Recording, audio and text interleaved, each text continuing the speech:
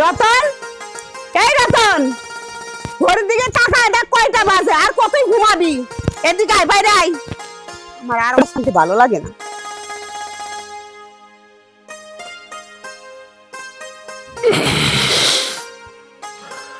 ভাবি কি শুরু করলা? প্রতিদিন গ্যাস গ্যাস ভালো লাগে না আমার।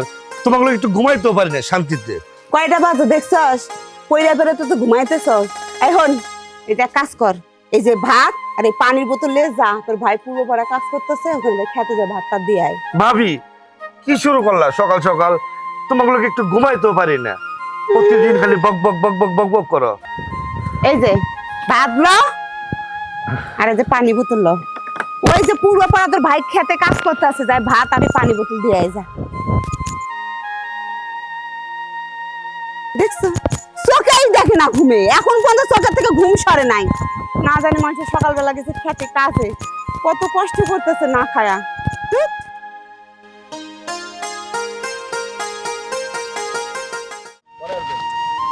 ছোট ভাইটারে নিয়ে আর পারলাম না। একটা চাকরি বাকরিও করে না, সংসারে হালো ধরে না, আমি একা আর কত খাটুমু? এই রফিক ভাই, আরে ভাই সারা জীবন তো খালি খাইতেই মরলে রে ভাই।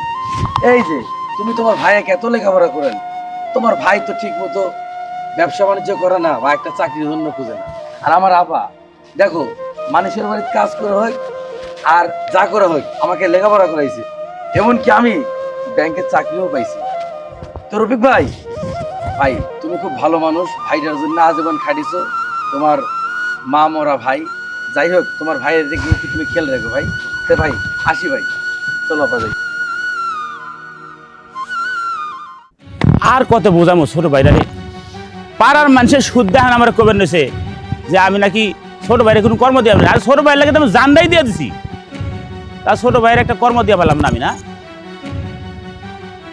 এত বেলা হয়ে গেছে, নবাব যাতে আমার জন্য এক প্লেট ভাত নিয়ে যাবো খেতে, তা ভাত না আনার নামে খবর নেই। অত বড় পোলা, জুয়ান পোলা, আমার লাগে এখন ভাতও আনা পারে না। আর ভাল লাগে না এটি।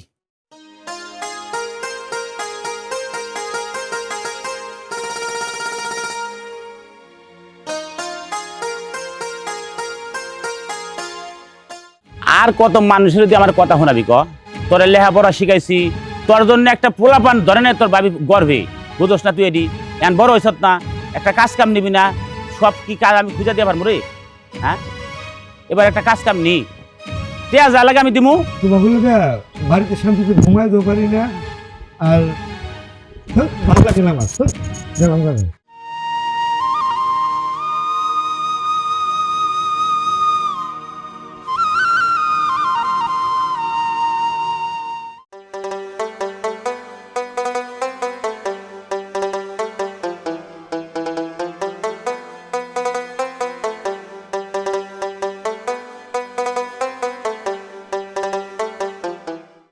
এইভাবে আর কতদিন প্রেম করবো? হ্যাঁ, আর তো তুমি কোনো কাজ কাম করো না, আর এইভাবে আর কতদিন চলাফেরা করবো? আর ইয়া করো, বিয়ে করবো কবে এটা বলো? তোমাকে আমি বলছি না, তোমাকে আমার ঘরে নেওয়ার একদিন আগে আমি কোনো কাজ কাম করতে পারবো না। যেদিন থেকে আমার ঘরে যাবে তারপরে আমি কেন যাবো কাজ করতে? আমার বাবার কি কম সম্পত্তি আছে? আমি পারবো না কাম টাম করতে। শোনো, তুমি যে কি করবা তা তো দেখতে এসি, খালি বাপের সম্পত্তি আছে এটাই যথেষ্ট, নিজে কোনো কর্ম করবো না। তোমার বাপের অনেক সম্পত্তি আছে, ঠিক আছে, সব মানলাম, তারপরে তুমি যে একটা কর্ম করবা, আমার বাবা মা তোমার দেখে বিয়ে দিব। কি দেখে দিব? তোমার বাপের সম্পত্তি দেখে, নাকি তুমি একটা কর্ম করে এটা দেখে? তোমার আমি বলছি না,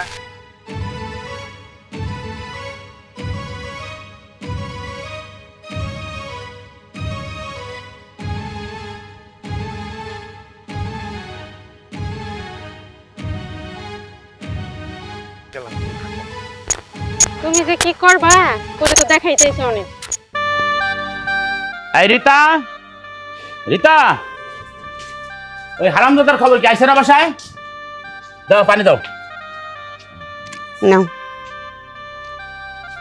রতনটা দেখছাও? রতন আইছে না বাসায়? না, ও হ্যাঁ, কি করতেছে এখন? ওরে নিয়ে আর পারলাম না, বুঝছো? আচ্ছা আর মানুষের কথা আর তোমার আশকারা পায়ে পায়ে ও আজকে মাথায় উঠছে, বুঝো নাই? আচ্ছা, তুমি মাথা ঠান্ডা করো, ও ছোট মানুষ, ওর সেরকম বুদ্ধি শুদ্ধি হয় না। তুমি পানি খাইলো। আর কবে বড় হইব? বড় হইতে বাকি আছে না?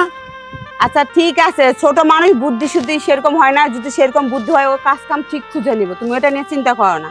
আমার কথা না হই না আমার তেজ দেখায় হে আই পড়ছে হ্যাঁ নবাব দাদা কই? ও তো বাসায় আসে নাই। আচ্ছা শোনো, ও ছোট মানুষ, আর একটু বুদ্ধি শুদ্ধি কম, তুমি একটু মাথাটা ঠান্ডা করো। তোমার আশকারা পাবে আজকে ওর এই অবস্থা বুঝো নাই? যত সব আমার হইছে জ্বালা। আচ্ছা শোনো, ও ছোট মানুষ, আর একটু বুদ্ধি শুদ্ধি কম, তুমি একটু মাথাটা ঠান্ডা করো। আমাদের রতন ঠিক চাকরি পাবো একদিন।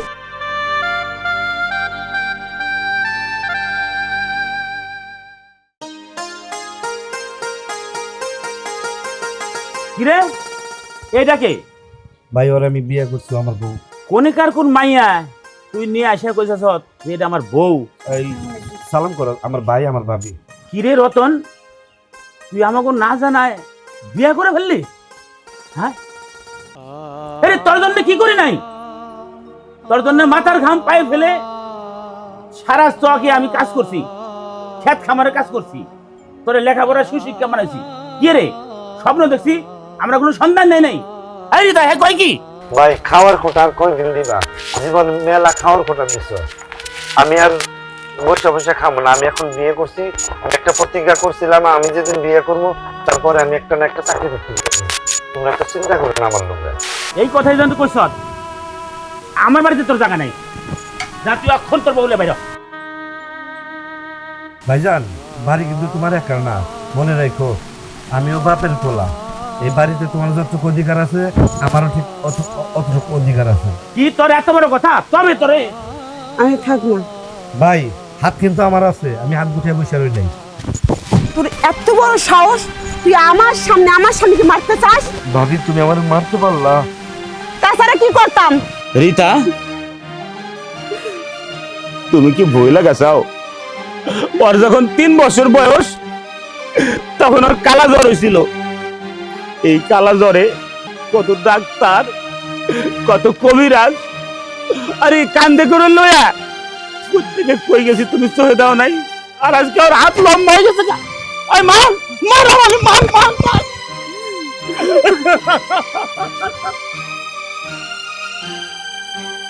তার জন্য তোর বাড়ি করে সন্তান নাই নাই।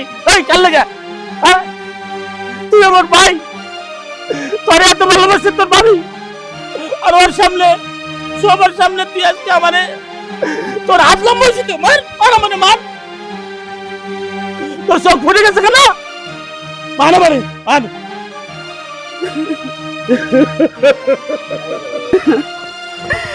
তোরে আমি মাথায় রাখিনি, ওখানে খাবে বলে তোরে আমি মাটিতে রাখিনি, পিঁপড়ায় খাবে বলে তোরে আমি এই বুকের মধ্যে রাখছিলাম। তুই আমার এই প্রতিদান দিলি। আমি অনেক কষ্ট করছি তোর জন্য, কোনো সন্তান নেই। রিতা, তুমি কারে বুঝে গেছো? ও আজকে বড় হয়ে গেছে না? যাস, ও যখন বড় হয়ে গেছে ও বাচ্চা থাক, আমরা আরে বাচ্চা থাকুম না। ন এক্ষুনি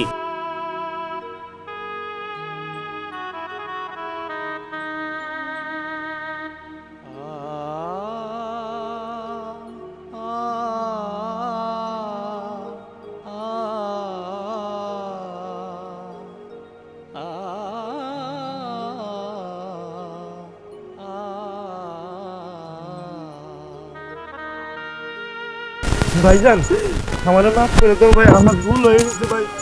ভাই তোমাকে ছাড়া আমি থাকতে পারবো না ভাই। আমার আমার বাবার মতন ভাই আর আমার মার মতন ভাবি ছাড়া আমি এই বাড়িতে থাকতে পারবো না ভাই।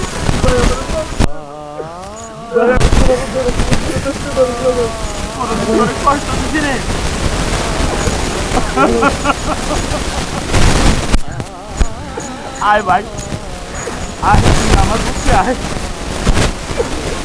রিতা, আর কি করার, ছোট ভাই তখন অনুরোধ করছে, তখন আমরা এই বাড়িতে তুমি বসে থাকি। আচ্ছা ঠিক আছে, তুমি চলো, ঘরে চলো।